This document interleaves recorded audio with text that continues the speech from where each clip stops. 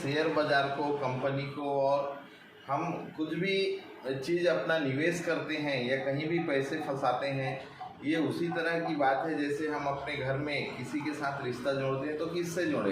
वैसे ही जब हम कहीं पे अपने पैसे को निवेश करना चाहेंगे तो हम देखेंगे कि जहाँ पे हम निवेश कर रहे हैं वो कंपनी किस स्तर की है। तो कंपनी किस स्तर की है ये चेहरा देख के हम नहीं बोल सकते। आज भले हम टाटा अंबानी की बात करते हैं, लेकिन क्या टाटा कंपनी की सब कंपनियां बहुत अच्छी है? क्या नहीं है। कुछ कंपनी बहुत नीचे स्तर पर कार्य करती, तो वहीं आप टाटा कंसल्टेंसी को देखते हो, विश्व भारत की दूसरी तीसरी बड़ी कंपनी है। तो हम एक जहाँ पे अपना पैसे अच्छी जगह निवेश हो, पैसे हमारा राशि दुगुना तीन गुना हो सके एक समय में, हम ऐसे कंपनी में अपने पैसे निवेश करेंगे। और सबसे पहले तो मैं हमारे जो श्रोतागण हैं जो सुन पा रहे हैं उनसे मैं यही निवेदन करूंगा कि जब तक आप पूरी तरह से अनुभवी नहीं हो जाते तब तक आप बहुत ज़्यादा पैसे कमाने की उम्मीद न बनाएं। अपने पैसे सिर्फ निवेश करके कमाना चाहें, क्योंकि शेयर बाज़ार में दो तीन तरह से व्यापार होता है। पहला तो है डिलीवरी मार्केटिंग बोलते हैं, वो एक विधि है। दूसरा होता है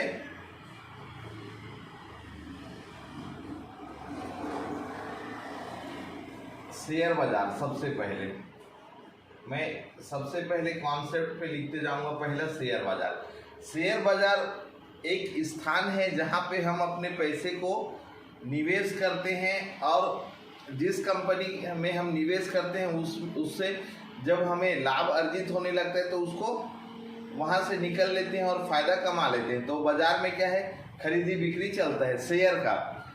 अब दूसरा शब्द आता है शेयर का। शेयर क्या होता है, आप साधारण भाषा में क्या समझोगे भैया कि शेयर मतलब आप और मैं हिस्सा बांटे। स्वाभाविक सी बात है, उसको ही शेयर बोलते हैं ना। यार तू 50 रुपये शेयर कर, मैं 50 और कुछ सामान लाए, उसको ही शेयर कहते हैं। लेकिन यहाँ पे शेयर बाजार ये कंपनी की भाषा में वो भी वही सिद्धांत लाता है। मतलब कंपनी का जो मालिकाना हक जो लेना चाहेगा वो कैसे लेगा, कंपनी में पैसा डालेगा, बदले में कंपनी उनको कुछ अधिकार देता है, उसको ही हम शेयर कह सकते हैं। ठीक है, आसान भाषा में समझने के लिए। अब हम लोग ये जो है शेयर बाजार में कौन कौन भाग लेते हैं, ज़्यादातर कौन कौन इसके अंशधारक रहते हैं?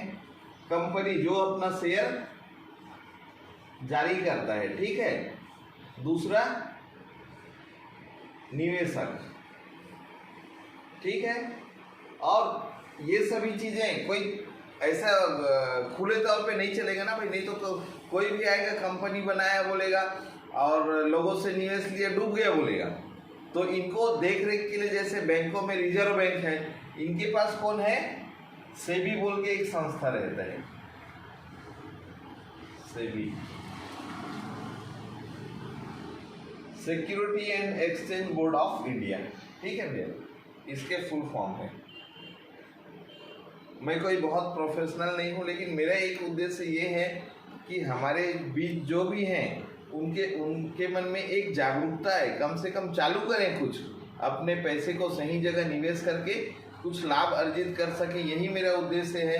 मेरा कोई उद्देश्य ये नहीं है कि भाई वीडियो बना के किसी को मैं अपने आप को ज़्यादा बड़ा बताऊँ, ये तो लोग अपना अच्छा हित कर सके, यही हमारा उद्देश्य है इस वीडियो बनाने के मकसद।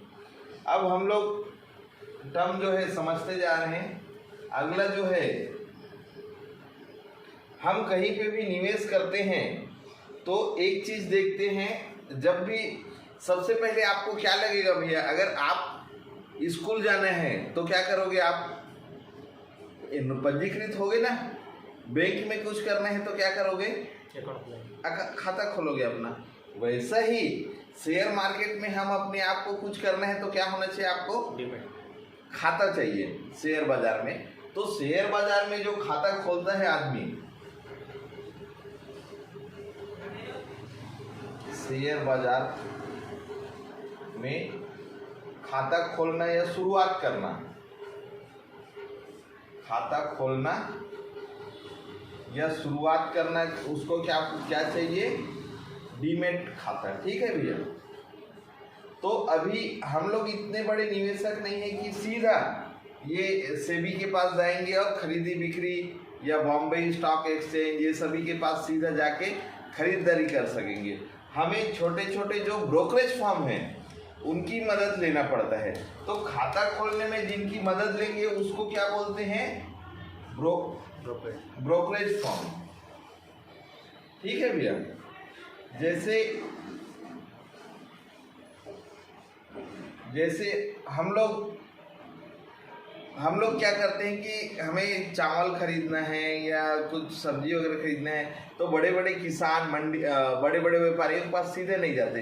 हम किराना या नीचे छोटे छोटे जो ठेला लेके जो वेंडर्स आते हैं उनके पास खरीदते हैं ना। तो वैसे ही बीच का माध्यम है जो शेयर बाजार से हमें जोड़ता है वो ब्रोकरेज फर्म है। इसके उदाहरण कौन कौन हो सकते हैं? जैसे हमारे बीच हमारे जिला के प्रभारी सुमित ब्राह्मणे जी का मोतीलाल ओसवाल है। तो हम एक मान लें कि मोतीलाल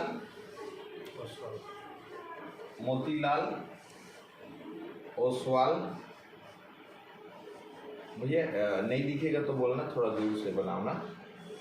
मोतीलाल ओसवाल बालाघाट। ये क्या है भैया? Brokerage firm. इसमें आप लोग अपना डीमेट खाता खोल सकते हो। ठीक है ना। मोतीलाल ओसवाल एक ब्रोकरेज फर्म है। इससे जुड़ के आप लोग अपना ये चालू कर सकते हो। भैया बिठाने के लिए कुछ है क्या? थोड़ा रुक भी रहो वीडियो। हम लोग देखिए कहीं पे भी पैसे निवेश करेंगे तो हम क्या देखेंगे कि वो कंपनी पिछले 15 दिन में कितना हमें फ़ायदा दिया है या कंपनी खुद कैसे कर रहा है। कंपनी एक तो उनके शेयर एक साल में कितने वृद्धि हुए, उसमें हम जब अपना डीमेट खाता खोलते हैं तो वहाँ पे 1 महीना में कितना कंपनी का शेयर बढ़ा है, 2 महीने में कितना बढ़ा है, 3 महीने में कितना बढ़ा है। उसी तरह कंपनी ने पिछले साल कितना व्यापार किया, उससे कितना लाभ प्राप्त हुआ, कंपनी में कितने लोगों ने निवेश किए, ये सभी चीज़ें हमें देखना पड़ता है। तो अभी पहला चीज़ ये है, आप निवेश का क्या क्या आधार मानोगे? एक मिनट ना। कोई भी कंपनी में अभी मैं पैरामीटर तो बताऊंगा, लेकिन अभी हम एक जनरल चर्चा कर रहे हैं, मतलब सिंपल भाषा की बातें, क्योंकि अभी भी कई लोग हैं जो हमारे बीच आना था वो जुड़े नहीं है। तो हो सकता है अगली बार और रुचि लेंगे उन लोग समझने के लिए। तो अभी हम लोग कोई भी कंपनी में निवेश करेंगे, अगली बात है किस कंपनी में मैं निवेश करूं, है ना। किस कंपनी में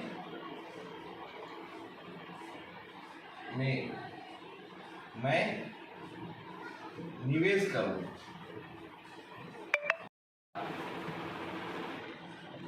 पहला क्या रहना चाहिए कि शेयर जो है,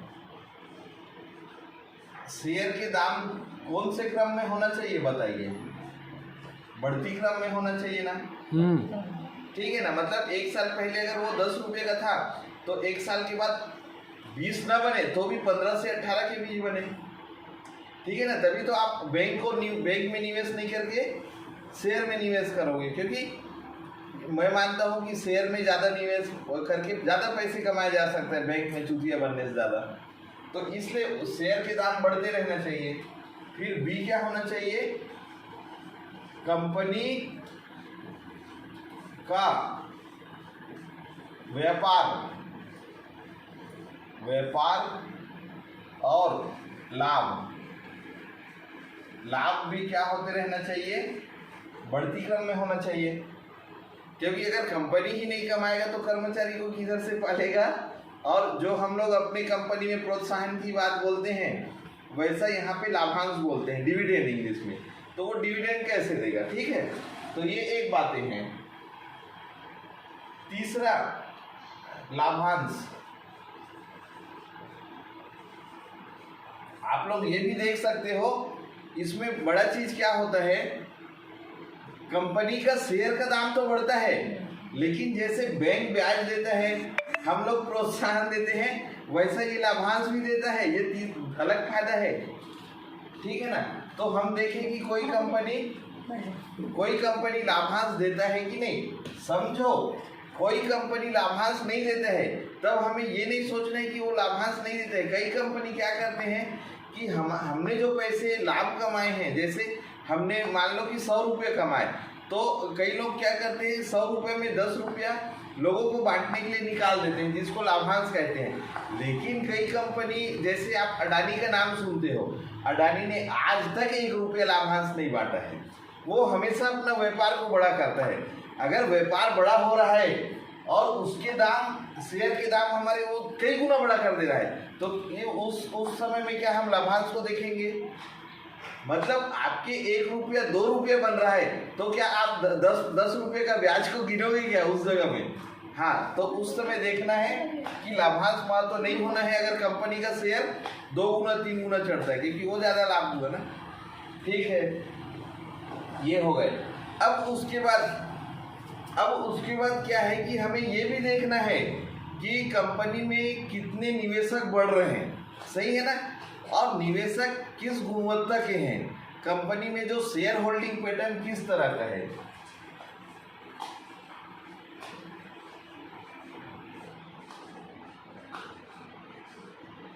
शेयर होल्डिंग पैटर्न, ठीक है ना।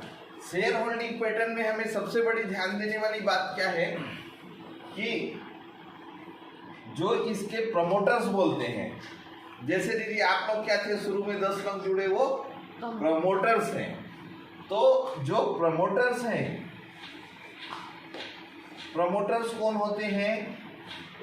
जिन्होंने कंपनी शुरुआत की है, ठीक है जी, आपने पूंजी से कंपनी शुरुआत में पूंजी लगाते हैं, है ना, तो उनको ही प्रमोटर्स कहते हैं।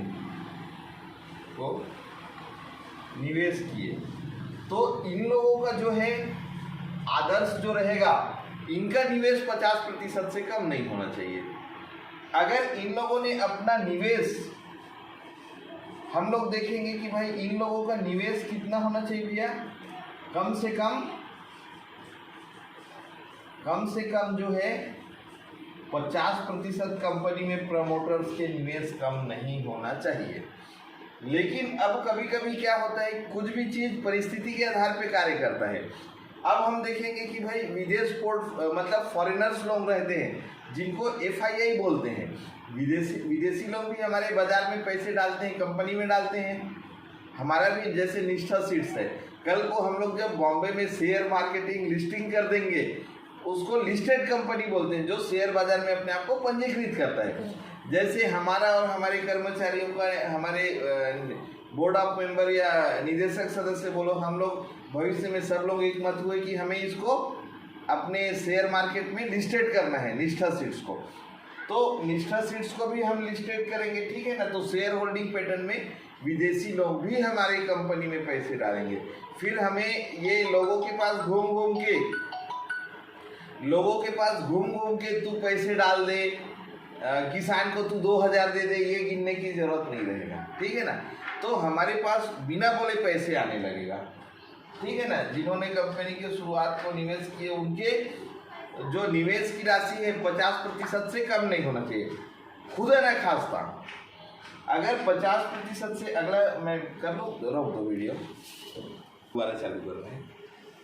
समझो कि प्रमोटर्स के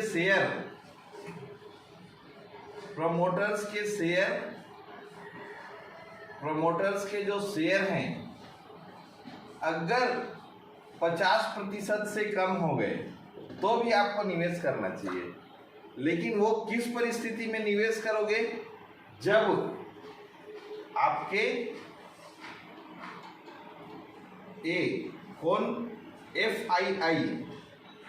FII क्या होता है, फॉरेन इंस्टीट्यूटर्स, इन लोगों की वो समिति रहता है, मतलब विदेशी निवेशकों का शेयर देखोगे कितना है। विदेशी जो निवेश करेंगे वो तो होशियारी रहेंगे ना, मानते हो ना। अगर इनके कम से कम 5-10% या उससे ऊपर रहते हैं, 5-10% या उससे ज़्यादा, तो हम सेफ साइड में हैं, ठीक है। उसके बाद कौन से देखोगे, डोमेस्टिक इंस्टीट्यूटर, ठीक है ना। जो लोकल निवेशक में कैसे, आप लोगों ने राकेश झुनझुनवाला जी का नाम सुना है। कल मैंने क्या बोला, मुकुल अग्रवाल जी, ठीक है ना। DII में कौन कौन हो सकते हैं भाई, राकेश झुनझुनवाला जी का निवेश है क्या, ठीक है ना। फिर डॉली खन्ना, कल कौन सा अग्रवाल बोला, मुकेश अग्रवाल हो गए। और ऐसे ही तमाम नाम है अपने, जो भी है बड़े बड़े निवेशक रहेंगे, तो इन लोगों ने उसमें निवेश किया है क्या वो देख लेना है। उसके बाद जो आता है भैया म्यूचुअल फंड्स, और ये सभी म्यूचुअल फंड्स वगैरह कितने निवेश हैं, म्यूचुअल फंड्स वगैरह कौन कौन, आपके LIC, आप ये बताओ। आप लोग सोचते हो कि LIC बहुत कोई जादू करके आपको 8-10% देता है, उन लोग भी यही करते हैं जो मैं सिखा रहा हूँ सीधा। अगर आप ये सब सीख गए तो आप LIC को भूल जाओगे, आप बैंक को भूल जाओगे, कभी सोचोगे कि नहीं, कभी जिंदगी में नहीं सोचोगे कि LIC और SBI में पैसे डालें, ठीक है ना। तो म्यूचुअल फंड्स वगैरह उन्होंने इस कंपनी में कितना निवेश किया हुआ है, म्यूचुअल फंड्स हो गए। फिर बैंक वाले क्या करते हैं, हमसे जो पैसे लेते हैं उसको लोन के रूप में तो देते हैं, उसका कुछ हिस्सा इनमें डाल देते हैं, क्योंकि उनको पता है कि कोई भी ये खुद वो नहीं कर सकते, लेकिन कंपनी बढ़ जाएगा। उन लोग नहीं बढ़ सकते लेकिन कंपनी बढ़ जाएगा, ठीक है ना। तो म्यूचुअल फंड्स वगैरह में निवेश, ये सभी चीज़ें, तो ये सभी चीज़ें पैरामीटर्स आप देख सकते हो। फिर उसके बाद इसके अलावा जो है, अब हम जाएंगे रेशियो की ओर, ठीक है भैया। अब हम थोड़ा बढ़ेंगे रेशियो की ओर कि क्या क्या गणित में देखूं कंपनी के बारे में तुरंत समझने के लिए। तो आज हम इतना समझ के हम लोग आज का जो है वीडियो, आज का दिन का कार्यक्रम खत्म करेंगे। तो बाकी अब मैं कुछ पैरामीटर्स बताऊंगा रेशियो, ठीक है ना। तो आज के लिए मेरे ख्याल से इतना समझने के लिए, शुरुआत पहले दिन के लिए एक कम से कम होगा।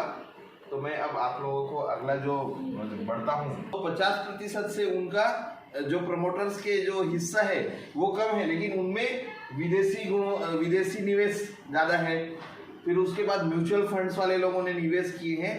और मैंने उदाहरण के लिए भी बता दूं, मैं पिछले साल गया था दीदी के लिए 80 रुपए का शेयर कर्नाटका बैंक का खरीद के दिया था। आज आप सीधा देख सकते हैं वो 245 से 250 है। आप ये बताओ 3 से 4 गुना एक साल के अंदर कौन पैसा कमा के दे सकता है, ठीक है।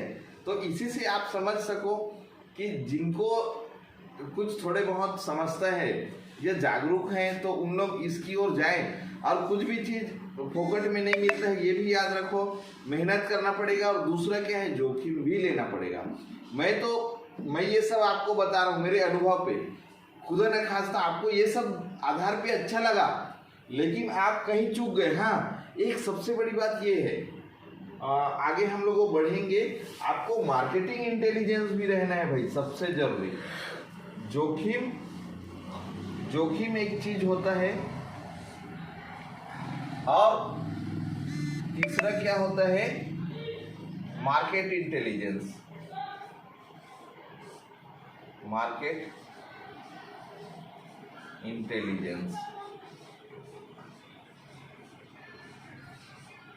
ठीक है ना, जोखिम और मार्केटिंग इंटेलिजेंस। जैसे आज हम देखते हैं बड़े बड़ी कंपनियों में, हमने भी समझो एक अपना निष्ठा सीट्स है हमारा, तो निष्ठा सीट्स हमने चालू किए, तो हमारे पास दोनों है ना भाई। नुकसान भी हुआ है थोड़े बहुत, पहले साल में हमने देखे, दूसरे साल में फायदा आया।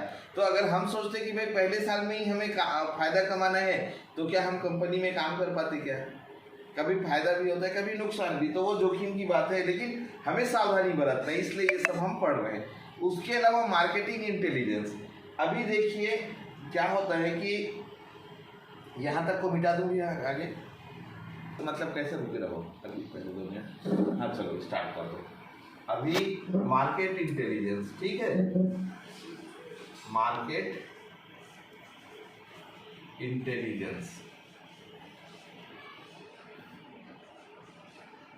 मार्केट इंटेलिजेंस कैसा, जैसे मैंने अभी एक लिखा निष्ठा सीड्स के बारे में, है ना, क्योंकि मैं अपनी कंपनी का ही बताऊं, बाकी तो बताने को बहुत कुछ है। जैसे हमारी कंपनी निष्ठा सीड्स है, ठीक है, हमारी कंपनी निष्ठा सीड्स, ठीक है ना। क्या हुआ है निष्ठा सीड्स ने, अभी तक किसानों के साथ और ये अपने लोकल जो है बाकी सभी निदेशक सदस्य हैं, इन लोग हमारे साथ काम कर रहे हैं। अब क्या होगा आने वाले दिन में, मैंने एक शब्द लिखा कि हमारी कंपनी जबलपुर विश्वविद्यालय, ठीक है ना, हाँ, जवाहरलाल नेहरू कृषि विश्वविद्यालय प्लस तमिलनाडु एग्रीकल्चर यूनिवर्सिटी और हमारा खुद का निष्ठा सीड्स, इन लोग तीनों मिलके हाइब्रिड बीज उत्पादन में लग जाएंगे, ठीक है ना, हाइब्रिड बीज उत्पादन करना चालू करेंगे।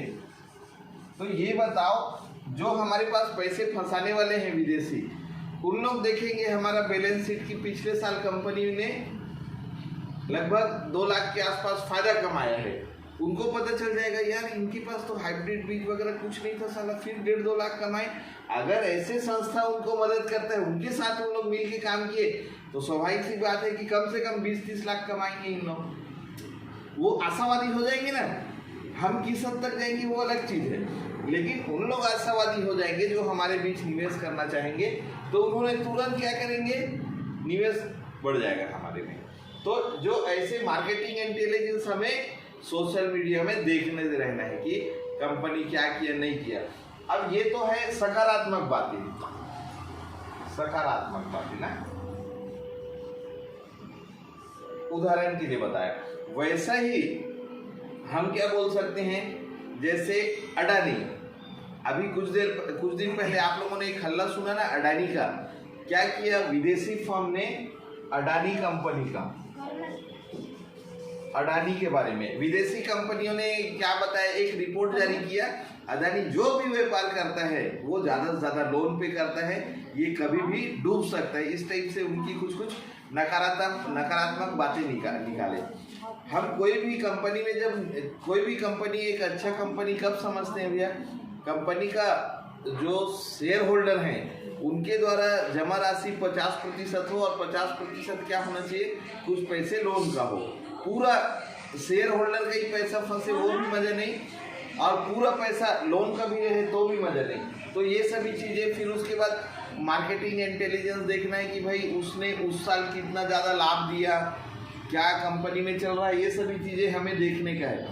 समझो मैं आपको बोल रहा हूँ कि आपको निवेश करना चाहिए। जैसे एक हमारे गुड्डू भैया ने समझो कर्नाटका बैंक का 1 साल पहले जब 80 रुपये में शेयर था, 80 रुपये में शेयर था, आज वो 1 साल के अंदर ही 245 रुपया आ गया।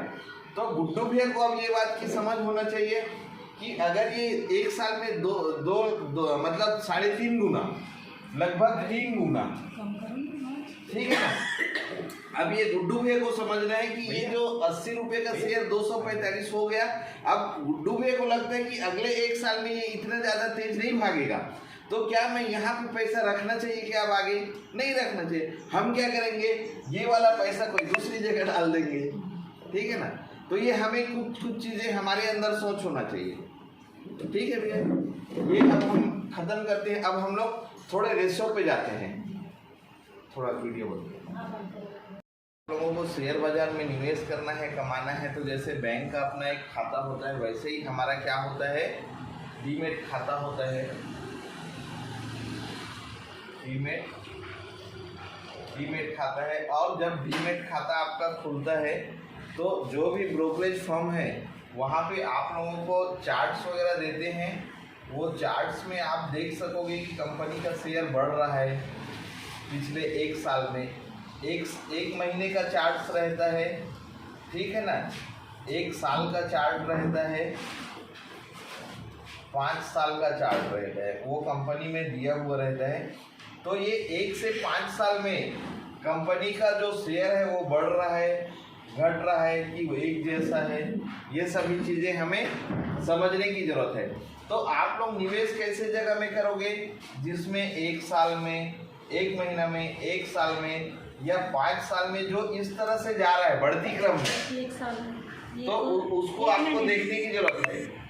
एक उदाहरण के लिए बताया, मतलब एक साल देखें या 1 महीना में, ऐसा जो ग्राफ बढ़ते रहेगा शेयर का, उसमें ही आप लोगों को निवेश करना है, ठीक है, बढ़ती क्रम में हो।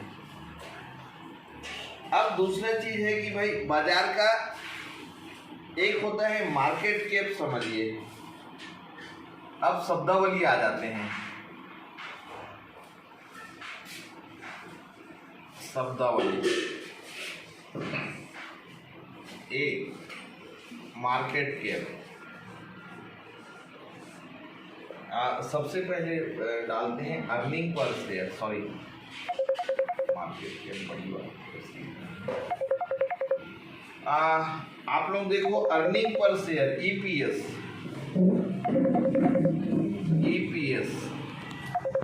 इसको हम बोलते हैं, इंग्लिश में ही लिख रहा हूं, अर्निंग पर शेयर, ठीक है ना। अर्निंग पर शेयर, जैसे हम लोग क्या देखिए, आज हमारे पास, मैंने कंपनी का, हमारे निष्ठा सीड्स का 1 साल के अंदर 2023-24 में हम एक लक्ष्य लेके गए। उसमें हमने क्या बोले, कम से कम हमारा 3 लाख शेयर बटेगा, 3 लाख शेयर बटेगा,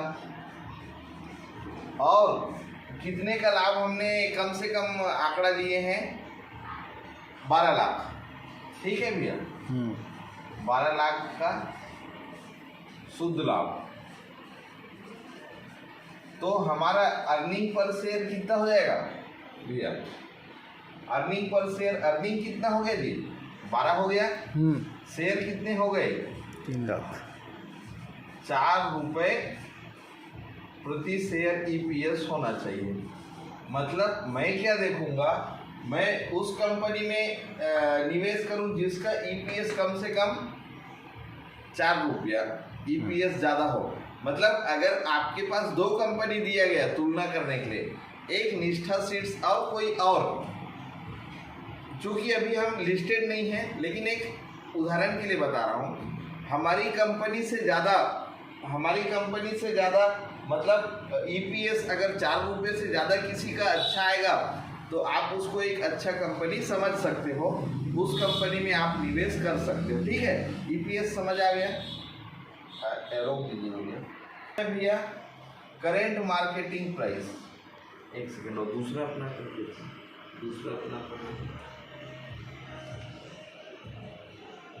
वो खा लिए, वीडियो रोक दिए ना।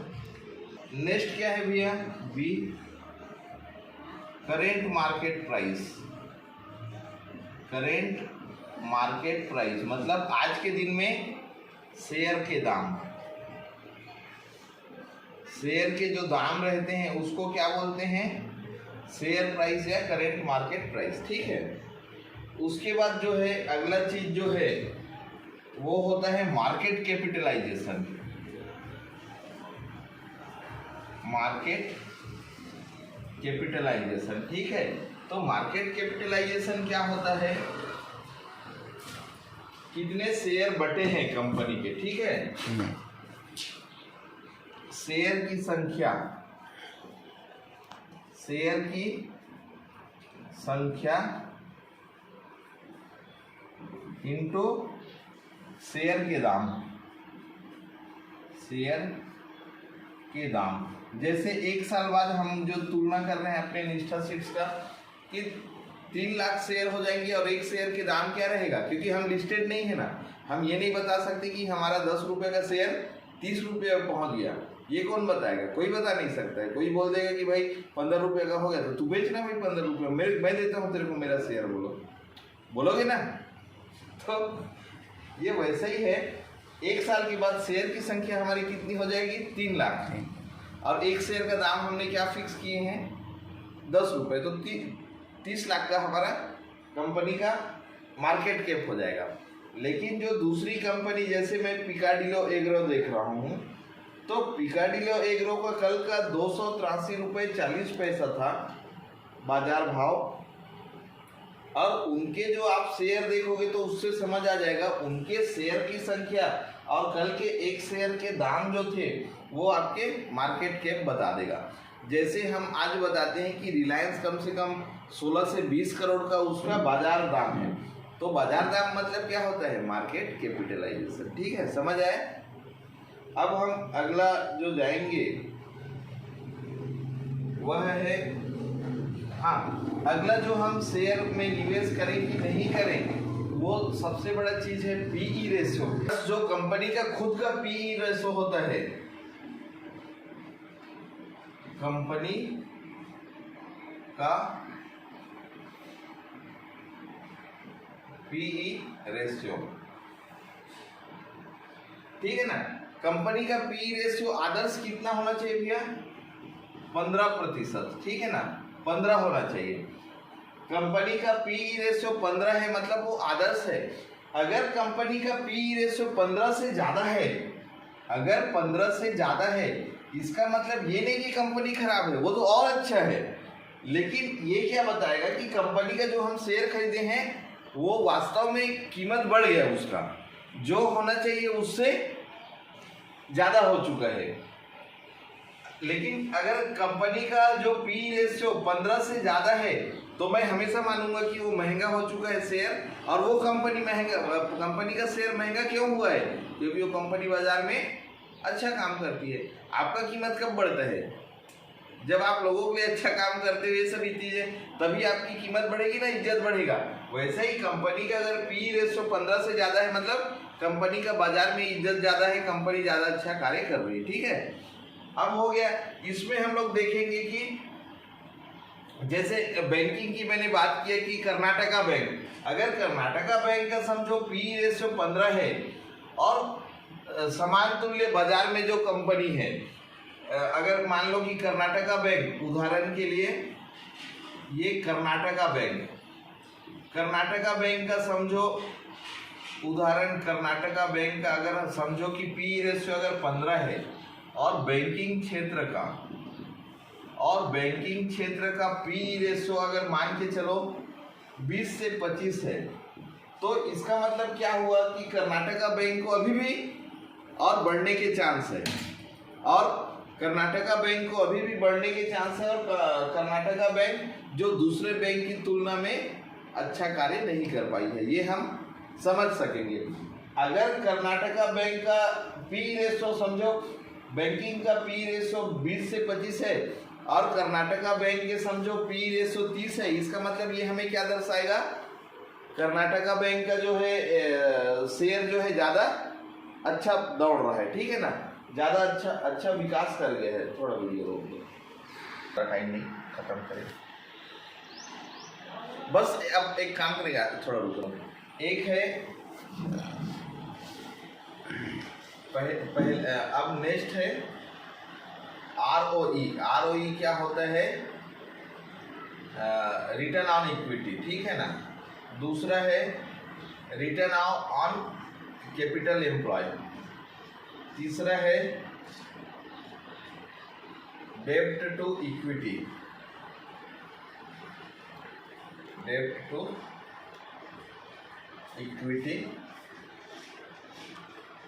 ठीक है।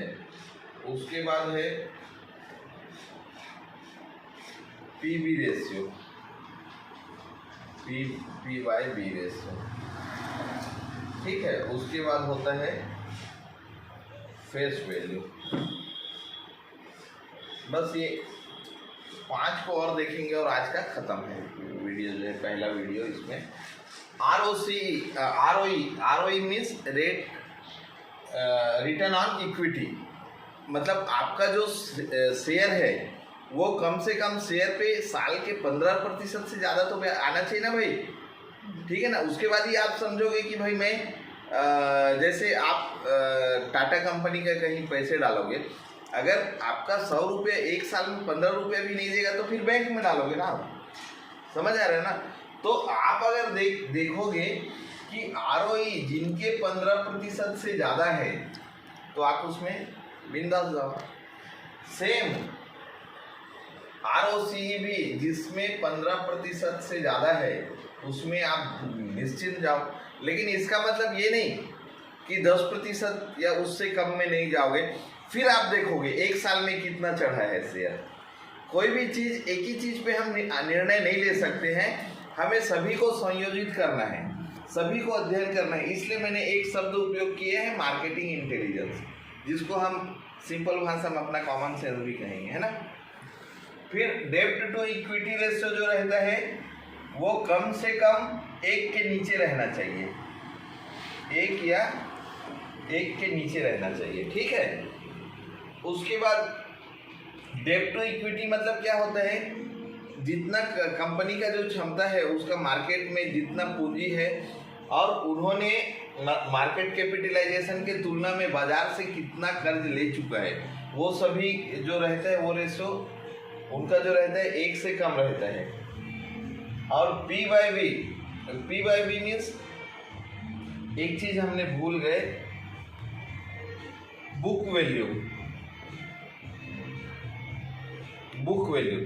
वैल्यू क्या होता है आपको पता है क्या?